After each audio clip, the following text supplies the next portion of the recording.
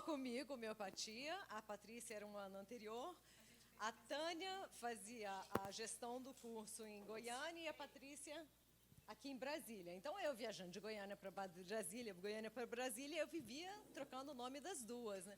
Aí, um dia, a Tânia chega e fala assim, não, pode dizer, pode simplificar, fala a Patânia, porque é o jeito que a mãe dela, quando misturava tudo, achava de chamá-las. Então, agora eu tenho Patânia aqui, porque eu vou confundir mesmo. Mas vocês estão me ouvindo sem microfone, né? Não? Tá.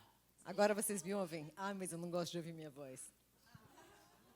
Bom, gente, já me apresentei, eu sou Luciana.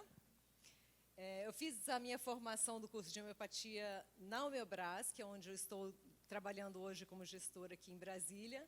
Depois eu fui estudar na Índia, fiz um curso de homeopatia avançada na Dr. Batra's Academy. Estudei também o método Sankaran por 1 ano e meio pela Essential Homeopathy. E aí eu estou sempre pesquisando, buscando novos caminhos, e a gente tem que sempre agregar um pouco mais. Eu trabalhei com homeopatia por muito tempo, só homeopatia, e senti a necessidade de colocar psicanálise nisso. Então eu fui por essa busca também. Por quê? Quando a gente começa a estudar homeopatia, uma das coisas que a gente aprende logo no começo é: nós estamos aqui para aprender a ler as pessoas. Então, toda ferramenta que a gente tiver para ler melhor aquela pessoa vai ser uma ferramenta muito útil de trabalho. Então, por isso, hoje eu trabalho com homeopatia integrativa, que seria essa fusão da homeopatia com a psicanálise. Eu não vou falar especificamente de depressão, ansiedade, nenhum tipo de patologia. O que eu vou falar são os aspectos emocionais que são importantes a gente observar na clínica homeopática. Ok? Uma das coisas que me chama muita atenção, antes de eu começar a falar, só para eu saber para quem eu estou falando, quem é homeopata ou estudante de homeopatia que levanta a mão, por favor? Tá, agora abaixa. Quem não é homeopata nem estudante de homeopatia? Tá, eu vou falar principalmente para eles. Mas eu vou falar para todos. Voltando, então, lá. Quando a gente está numa clínica homeopática e a gente está trabalhando com alguém que vem com uma queixa emocional que é mais evidente, e eu falo mais evidente porque quando a gente está trabalhando com homeopatia, a gente sempre vai ter que olhar para o lado emocional. A gente não divide, eu vou trabalhar com a parte física ou só com o emocional. A gente trabalha com tudo. Então, independentemente dela ter vindo por outra queixa, eu vou olhar essa parte emocional também. Mas quando a pessoa vem com uma queixa emocional mais específica, uma coisa que me chama muito a atenção, eu não sei aos outros terapeutas, é que as pessoas chegam sem uma clareza do que elas estão sentindo. Elas chegam na clínica, é isso que a Tânia falou, a Patânia. Eu estou com depressão, né? Ali é um pouco diferente que você está buscando um diagnóstico. Mas tem gente que chega assim, me diz o que eu estou sentindo. Me diz...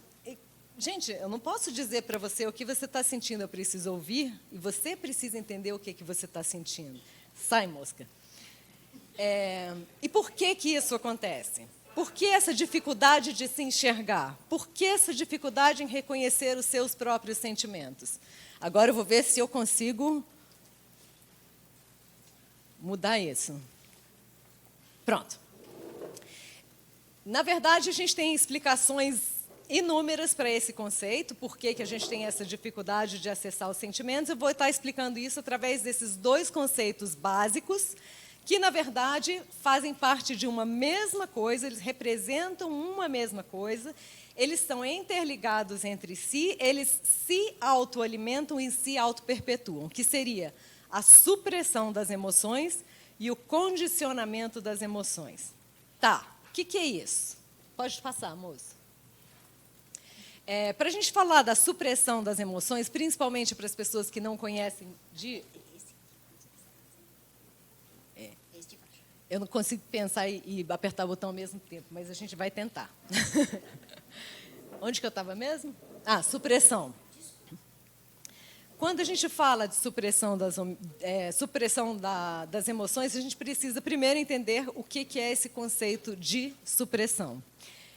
Na homeopatia, a gente vai utilizar esse conceito em todas as esferas, física, mental, emocional, etc. Então, você imagina o seguinte, você tem um problema na pele qualquer, uma coceira, uma inflamação, tá aquela coisa coçando, coçando, coçando, coçando. Você pode compreender aquele problema da pele como um problema local. Aí, o que você vai fazer? Você passa uma pomadinha de corticoide, né? Está achando que aquilo é local. Aquele problema da pele vai desaparecer. Só que Hahnemann, lá atrás, a partir de todas as pesquisas que ele havia feito, de toda a experiência médica dele, ele entendia que a doença nunca é local. Ela só é local quando ela é causada por alguma coisa mecânica, mas ainda assim ela vai afetar toda a economia vital. Então, a doença, na verdade, ela vai ser um reflexo de todo um estado. E aquilo que está aparecendo na sua pele é o reflexo de algo que você tem internamente. Vocês estão ouvindo, né? Tá. E aí, o que acontece? Quando eu passo aquela pomadinha de corticoide, acreditando que aquele problema é um problema local, é como se eu fechasse uma portinha que impedisse a saída da doença. Por quê? A doença ela vai vir de dentro para fora. E o fato dela estar aqui na minha pele significa que eu estou tentando amenizar um estado interno, trazendo aquilo para fora. Ok? Eu acimentei aquilo, eu fechei a porta. Aquilo continua em mim. Se aquilo continua em mim, o que vai acontecer agora? O meu corpo, o meu organismo é inteligente, ele vai achar uma outra forma de trazer isso. Então, eu posso ter uma sinusite, posso ter uma cera no ouvido, posso ter uma diarreia, o que for. E se eu continuar suprimindo esses sintomas, eu vou ter um caos interno que vai ser muito mais difícil eu resolver depois. Então, o que é a supressão emocional? É muito parecida. Agora, vamos ver se é... dá conta... pronto, achou. Quem aqui já ouviu falar, pelo menos uma vez na vida, engole o choro? Engole o choro. Todo mundo engole o choro, né? Então, você tem uma criança que, de repente, está no supermercado, quer uma balinha, e aí a mãe dele fala não, e ele começa a chorar desesperadamente, e a mãe engole o choro, menino. O menino já vai ficar frustrado porque ele não teve a balinha, tudo bem, a frustração dele ali. Ele teve a expressão de alguma coisa da frustração dele através do choro, e aquela expressão teve que ser engolida. Aquela expressão teve que ser engolida, mas ela não foi trabalhada e ela não foi resolvida. Então, internamente, aquilo existe nele. Pode passar. Outro exemplo de supressão, você pode ter um garoto extremamente delicado, sensível, que gosta de cheirar flores, que talvez no futuro goste de filmes românticos, que ouça música clássica, mas o pai dele e a mãe dele são mais tradicionais, e aquele machão mais típico vai falar, meu filho... Isso não é coisa de menino, filho macho, filho meu tem que ser macho. E aí o que vai fazer? Aquela natureza sensível daquela criança também não vai aparecer. Ele vai se condicionar e vai suprimir aquele sentimento de sensibilidade dele, porque falaram para ele que aquilo era errado. Pode passar. Ou, ao contrário, você pode ter uma menina extremamente ativa, atlética, que gosta de andar de skate, de bicicleta, fazer mountain bike, enfim. E aí alguém chega para ela, minha filha, isso não é coisa de menina. Menina tem que ser delicadinha. E aí, o que ela vai fazer com toda aquela energia vital? Aquilo está nela. Assim como a sensibilidade está no menino, assim como o choro de frustração está naquele outro, e assim vai. Nós temos vários sentimentos que nós não vamos expressando e que continuam na gente. Pode passar.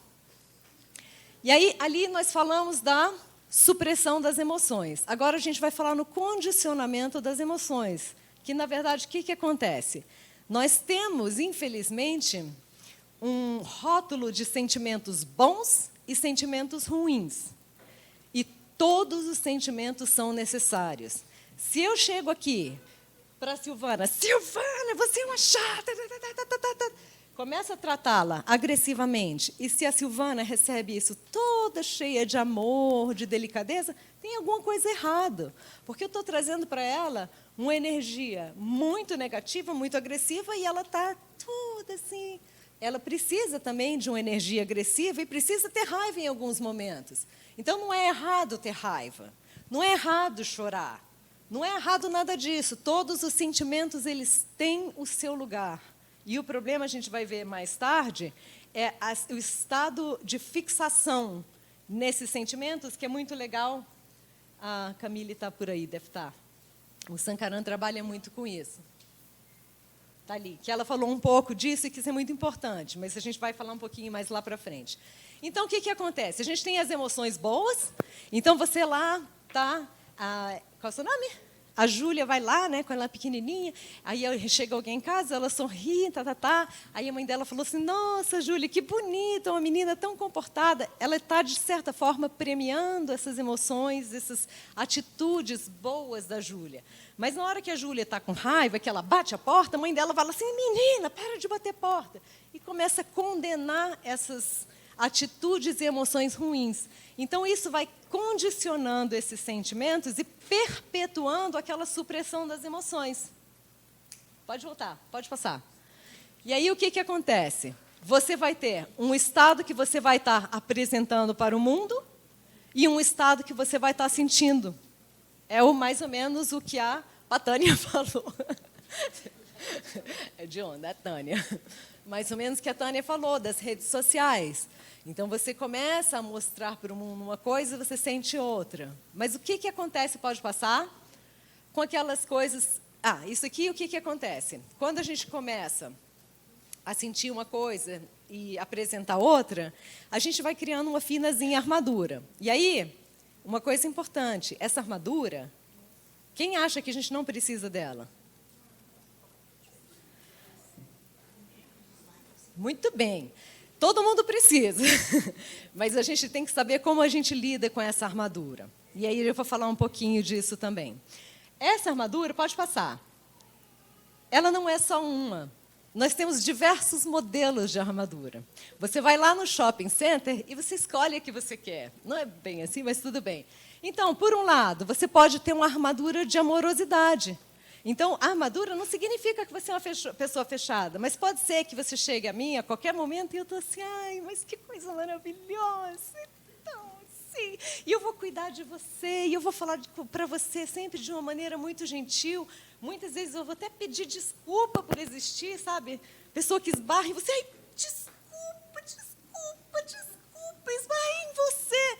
Então, isso é uma armadura também, esse excesso de amorosidade. Outra é aquele cara que não para de trabalhar. Ele vai trabalhar 10 horas por dia, vai chegar em casa, vai dormir, comer alguma coisa, não fala com ninguém, não olha para ninguém, porque ele precisa dessa proteção para não se enxergar. Nós temos a armadura dos vícios, que são diversos, né? Então, tem medicamento, tem droga, tem cigarro, tem bebida, tem sexo, tem jogo, tem internet. A gente tem muitos e muitos vícios que também vão criando uma armadura para a gente não se enxergar. Tem a armadura do rebelde, que, no fundo, está extremamente machucado, mas vai gritar com todo mundo até para afastar, né? Se eu grito, se eu afasto, pelo menos eu estou mantendo uma distância e tenho a minha segurança. E tem a armadura daquele cara que está sempre rindo, sempre um sorriso muito bonito. Do cara que não consegue se relaciona com 3, 4 pessoas ao mesmo tempo, ou da pessoa que não deixa nenhuma pessoa chegar, enfim. Modelos, milhões, tamanhos, milhões, você vai escolher a sua armadura, ou não. Escolhe. Pode passar. Ela vai sendo escolhida ao longo do tempo. Mas o que acontece? Todo aquele sentimento que foi suprimido, para onde que ele vai? Hã? Tá, você foi um pouquinho além do que eu queria, mas ele continua lá, não continua?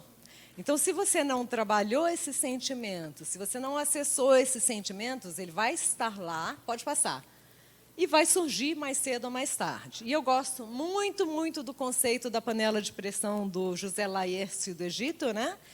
Explicando a teoria miasmática, que ele fala que nós somos uma panela de pressão. Então, você tem aquela pressão interna o tempo todo, você tem aquela válvulazinha, e aquela válvulazinha vai ser exatamente o aparecimento de sintomas. Porque aquela pressão está tão intensa, você tem que deixar alguma coisa sair. Então, de repente, sai um espirro, esse espirro pode estar relacionado a essa supressão toda emocional que você teve. E essa válvula de escape, ela vai mostrar sintomas de diversas naturezas, tanto físico como emocional, enfim. Pode passar? Aqui a gente vê um pouquinho do encontro com a psicanálise e com a homeopatia, porque o Lacan confirma, na verdade, o que Hahnemann falava a respeito de supressão, que é doenças são palavras não ditas. Na verdade, a gente vai ver lá nos conceitos freudianos, tem isso bem explicadinho também. Pode passar? E aí a gente tem esses raios aí. Por que esses raios? Eu gostaria muito de falar, de enfatizar um ponto para os terapeutas aqui, porque eu vejo muitas vezes as pessoas trabalhando com a parte psíquica e esquecendo a parte física, menosprezando, ou vice-versa. Na homeopatia, nós não podemos olhar por um ângulo só. Não dá. Então, o que é esse raio aqui? O raio ele vai ter manifestações diversas, que é o relâmpago e o trovão. Até do seu livrinho que você me deu, viu, Silvana? Isso aqui. Por quê? O que é isso daqui? Você tem um raio, que é uma mesma entidade. Então, você tem sintomas físicos e sintomas emocionais e mentais. Na verdade, esses dois são representantes de uma mesma entidade. Então, eles podem aparecer paralelamente, pode aparecer um antes do que o outro, pode um ser extremamente sutil, o outro ser mais evidente, mas sempre a gente vai ter alguma coisa física e a gente vai ter alguma coisa emocional para a gente olhar. Então, essa parte é muito importante. Quando a gente abre a válvulazinha da panela de pressão, esses sintomas vão aparecer. Esses sintomas não são a doença. O que é, então? É uma estratégia do seu organismo de sobrevivência. Ele está aparecendo para tentar manter a homeostase, manter o seu corpo em harmonia. E é por isso que surge o espirro, a diarreia, o que for. Pode passar. O que é isso? Os emojizinhos. O que é importante a gente olhar também na homeopatia? Você tem um quadro, uma doença, uma situação. Esse quadro, essa doença, essa situação, esse estímulo, ela pode ser a mesma para todo mundo. Eu vou dar um estímulo para vocês aqui e cada um dessa sala vai reagir de uma maneira diferente. Então, esse estímulo a gente poderia colocar como causa adoecedora ou a gente também poderia colocar como o nome de uma doença. Se a gente for pensar em depressão, por exemplo, ansiedade, se eu chegar aqui, a pessoa chegou no consultório, tenho depressão. Para mim, não importa. Não é que não importa. Para mim, falar que tem depressão não faz diferença nenhuma. Eu preciso saber como é que você sente essa depressão. Eu preciso saber como você reage. Eu preciso saber o que você faz, o que você deixa de fazer. Eu preciso saber disso tudo fisicamente e emocionalmente. E aí, cada um se manifesta de um jeito diferente. E aqui vale para vocês pensarem qual é o emoji que vocês usam mais. Agora, pensa, esse emoji que vocês usam mais... ele está de acordo com aquilo que você está sentindo internamente ou está mostrando para o mundo? Só para vocês pensarem, tá? Dever de casa. Passa. Então, isso aqui são os estímulos e os modos reativos. O que é a doença? A doença é o estado fixo. Você imagina o seguinte, a coagulação do sangue é uma coisa boa ou ruim? Depende, né? Se eu me corto, eu preciso que aquele sangue coagule, porque eu preciso da cicatrização para não perder muito sangue. Mas se ele está coagulando o tempo todo, eu vou ter uma trombose e morrer. E aí, emocionalmente, é a mesma coisa. Então, a doença ela está ligada às nossas tendências. Quando você olha para um cliente, você tem que enxergar a tendência daquele cliente. Você tende a fazer o quê nessa situação? O seu organismo tende a reagir como? E aí você tem aqui vários estímulos diferentes, que são essas setinhas. Mas se você tem um cara que é o tal do melancólico, você dá um estímulo agressivo, alegre, enfim, amistoso, ele está sempre reagindo do mesmo jeito. Essa é a tendência dele, esse é o estado de fixação, então ele não consegue transitar. O estado de saúde, você tem que ser capaz de transitar. Você tem que ser capaz de ir de um para o outro com mais flexibilidade. Você tem que ser capaz de transitar por todas as emoções de acordo com como a vida se apresenta para você. Se eu dou uma notícia super bem para ela, se ela estiver naquele estado melancólico, vai chorar, chorar, chorar. Aí eu dou uma notícia, eu falei primeiro super boa ou super ruim? Enfim, eu falei super ruim, agora eu dou uma super boa e ela vai reagir sempre do mesmo jeito. Então, emoções não são boas ou ruins. Elas cabem nas circunstâncias e a gente tem, no estado de saúde, que ser capaz de transitar de uma para outra. Pode passar. E aí, o que o remédio homeopático faz? A gente construiu aquela armadurinha, né? Vocês acham que é só uma armadurinha que a gente coloca? A gente coloca um monte de armaduras, a gente vai reforçando essa armadura ao longo dos anos, e essas armaduras vão escondendo pedaços da gente. Então, na consulta homeopática, o que eu preciso primeiro ver? Eu preciso enxergar o que é essa camadinha aqui. Eu enxergo essa camadinha, eu vou achar um remédio que represente essa camada, para que esse remédio seja capaz de dissolver aquela capinha, para que as coisas comecem a aparecer. E para modificar um pouco a armadura. E aqui eu volto na armadura, que foi um modelo que eu criei. O modelo que eu criei é o seguinte: você imagina que você tem uma roupa de látex, que te cobre de cima a baixo. Pensa na cor da pele, porque se pensar em preto vai ficar parecendo mulher gata e vai ficar estranho. Então, tá aqui aquela roupa de látex. Ela tem inúmeros buraquinhos, ok? Se ela está do tamanho da sua pele, aquele buraquinho está fechado. Nada entra, nada sai, ok? Mas, se você estica aquilo, o buraquinho vai se alargar. Se esse buraquinho se alarga, eu vou deixar sair e entrar, vou ter uma troca com o ambiente, correto? Então, você imagina um pouco. Eu estou entrando agora um pouco na história da visão que a Camille colocou do Sankaran, que eu acho que é fantástico, gente. Não deixem de fazer o curso da Camille, que vai ser muito, muito legal. O Sankaran é uma ferramenta que vale a pena muito. Mas, voltando. Então, você tem aquilo. Aí, essa roupa ela é regulada por uma lente, ok? Aí, o que acontece? Se eu vejo o mundo o tempo todo como um mundo nublado, essa roupa vai ficar no tamanho normal, com os buraquinhos pequenos. Então, a água da chuva não vai me molhar, tudo bem? Eu vou estar protegida da água da chuva. Quando eu vejo o mundo ensolarado, ela estica e os buraquinhos vão permitir que o sol entre, que o sol saia, que o meu suor saia, que eu transpire. Então, se eu vejo sempre nublado, e a roupa vai ficar com os buraquinhos pequenininhos, quando o sol vier, eu não vou conseguir respirar. E vice-versa. Se eu começo a ver sempre do mesmo jeito, ela pode ficar com os buracos sempre abertos e na tempestade eu me molhar demais. Então, qual é o modelo de armadura aqui? É a gente ajustar essa lente, por isso que eu coloco muito, chamo muita atenção para o método do Sankaran, que ele trabalha demais com isso, com a percepção. Como é que eu estou olhando o mundo? Como é que eu estou me percebendo dentro do mundo? Aqui eu consigo perceber o que é uma ameaça e o que não é. Então, eu ajusto a minha armadura de acordo. Por isso que essa mudança da percepção é uma coisa fundamental na homeopatia. Para a gente sair desse estado de fixidez ou fixação? Fixação. Isso. Eu gostei mais de fixidez. Pode trocar.